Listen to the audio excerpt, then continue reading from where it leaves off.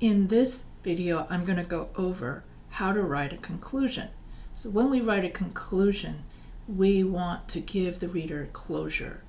And the three parts of a conclusion is that for the first sentence, you're going to rewrite your thesis statement, and then you're going to write 5 sentences that summarize your essay. So when you do a conclusion, you are giving the reader closure. You are telling the reader like a prediction of what's going to happen in the future for your topic, and you're giving the reader takeaway lessons that the reader can have, like what was the reason for reading your essay and what last impressions you want the reader to have by reading your essay. So introductions and conclusions can be the most difficult parts of the paper to write. While the body is often easier to write, it needs a frame around it, an introduction and a conclusion. Frame your thoughts and bridge your ideas for the reader. Just as your introduction acts as a bridge that transports your reader from their own lives into the place of your analysis, your conclusion can provide a bridge to help your readers make the transition back into their own lives. Such a conclusion will help them see why all your analysis and information should matter to them after they put the paper down. Your conclusion is your last chance to have the last word on the subject. The conclusion allows you to have the final say on the issues you have raised in your paper, to synthesize your thoughts, to demonstrate the importance of your ideas, and propel your reader to a new view of the subject.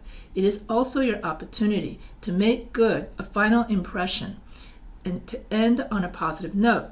Your conclusion can go beyond the confines of the assignment. The conclusion pushes beyond the boundaries of the prompt and allows you to consider broader issues, make new connections, and elaborate on the significance of your findings. Your conclusion should make your readers glad they read your paper. Your conclusion should give your readers something to take away that will help them see things differently and appreciate your topic personally. Your conclusion can suggest broader implications that will not only interest your reader, but also enrich your reader's life in some way. In other words, the conclusion is your parting gift to the reader. Strategies for writing an effective conclusion. Play the so what game. If you're stuck and feel like your conclusion isn't saying anything new or interesting, ask a friend to read it with you. Whenever you make a statement from your conclusion, ask the friend to say, so what? Or why should anybody care?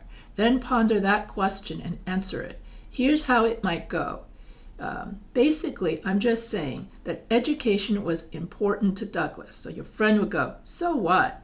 You would go, well, it was important because it was key to Douglas feeling like a free and equal citizen. Then your friend would say, so what? Well, that's important because plantation owners tried to keep slaves from being educated so that white people could maintain control. When Douglas obtained an education, he undermined that control personally. You can also use this strategy on your own, asking yourself, so what, as you develop your ideas or your draft. So return to the themes in the introduction. This strategy brings the reader full circle. For example, if you began by describing a scenario, you can end with the same scenario as proof that your essay is helpful in creating a new understanding. You may also refer to the introduction by using keywords or parallel concepts and images that you also used in the introduction. This is known as a circular, full circle conclusion paragraph, if you want to Google it. And if you want to know about different kinds of conclusions, you can Google Professor H writing channel. And I did do a video on different kinds of conclusions. And so synthesize, don't summarize your essay. Include a brief summary of the paper's main points, but don't simply repeat what was in your essay. Instead, show the reader how the points you made and the support and examples you used fit together. Pull it all together for the reader. Include a provocative insight or quotation from the research or reading you did for your paper. Propose a course of action, a solution to an issue, or questions for further study. This can redirect your reader's thought process and help her to apply your info to ideas to her life. Point to broader implications. So beginning strategies to avoid cliches, avoid overused words.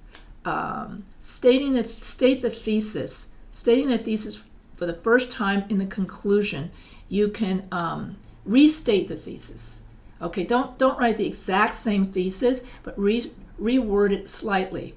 Introduce a new idea or subtopic in your conclusion, ending with a rephrased thesis statement without any substantive changes, making a sentimental, emotional appeal that's out of character with the rest of the paper. So these are the strategies to avoid. So here you have 4 kinds of introduction, ineffective introduction. So don't just restate everything and summarize everything and use the same sentences. Try to give the reader some kind of implication for the future of why this was important. And also try to give a solution as to why and how the reader can apply what they've read in your essay to their life. So you have, that's my story and I'm sticking to it. This conclusion just restates the thesis and it's usually painfully short. It does not push the ideas forward. People write this kind of conclusion when they can't think of anything else to say. So here is the 4 kinds of ineffective conclusion. That's my story and I'm sticking to it. So a lot of students simply just rewrite their thesis statement and then walk away. So that's an ineffective conclusion. Another ineffective conclusion is the Sherlock Holmes conclusion. Sometimes writers will state the thesis for the very first time in the conclusion. You might be tempted to use this strategy if you don't want to give everything away too early in your paper. You may think it would be more dramatic to keep the reader in the dark until the end and then wow him with your main idea as in a Sherlock Holmes mystery. The reader, however, does not expect a mystery, but an analytical discussion of your topic in academic style with the main argument thesis stated up front.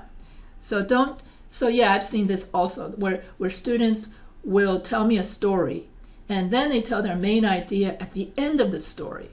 And that's okay if you're writing a creative story. That's the difference between a creative story and an academic essay. So when you write a creative story, you can build suspense and then tell the ending, this resolution, and then you tell the truth at the very end.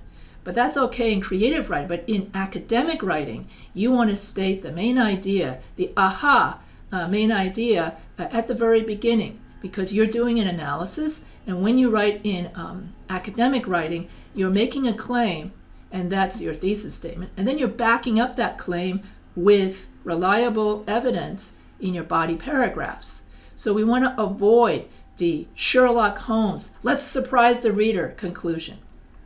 You also want to avoid the America the Beautiful, we shall overcome conclusion. This kind of conclusion usually draws on emotion to make its appeal. But while this emotion and even sentimentality may be very heartfelt, it is usually out of character with the rest of an analytical paper. A more sophisticated commentary, rather than emotional praise, would be a more fitting tribute to the topic. The reason for that is that when we write an analytical paper, when we write a research paper, we are not using emotions. We're not using too much appeal to emotion. Instead, we are appealing to logic. We are appealing to the logical side of somebody's brain, not their emotional side. And if we're writing a creative story, then or a poem, then we are appealing to the reader's emotional side. But when you write a research paper or an academic research paper like we're doing now, you're simply making a claim, backing up that claim with facts and credible evidence, and therefore the O in kapow comes in. You want your paper to be objective and neutral. And therefore, that's why, since the rest of your paper is neutral and objective, then your conclusion needs to be objective as well. Although it's very tempting at the very end to try to draw at the heartstrings. But that's something you do in creative writing. And so that's the problem, is that people confuse creative writing with academic writing. Then you need to avoid the grab bag conclusion. This kind of conclusion includes extra information that the writer found or thought of but couldn't integrate into the main paper. You may find it hard to leave out details that you discovered after hours of research and thought, but adding random facts and bits of evidence at the end of an otherwise well-organized essay can just create confusion.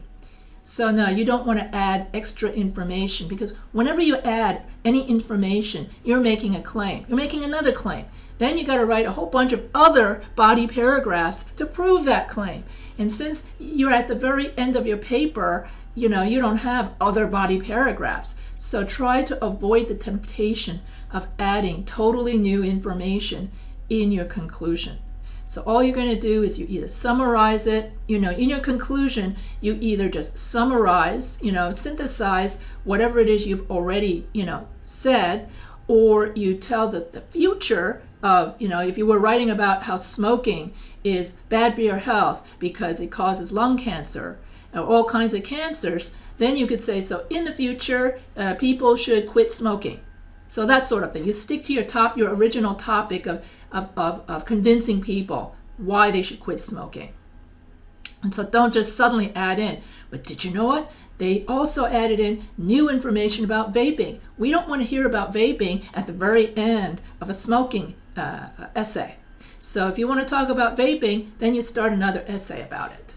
So you got to avoid the temptation of adding new information, and that's called the grab bag conclusion. So these are 4 kinds of ineffective conclusions. So if you have any questions about how to write a conclusion, feel free to email me anytime.